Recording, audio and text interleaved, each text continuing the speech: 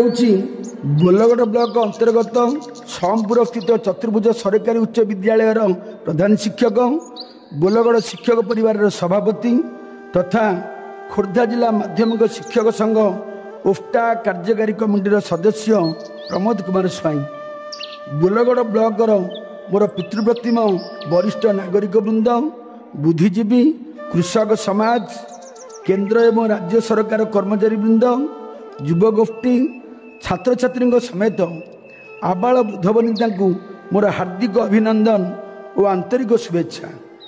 आसंता 7 और 8 तारिख यही 2 दिन धरी ओडिशावासी आराध्य ठाकुर श्री श्री जगन्नाथ महाप्रभु घोषयात्रा अनुष्ठित होगा जाऊँगी। यह आम प्रिय उत्कल राज्य एक खुशीर विषय।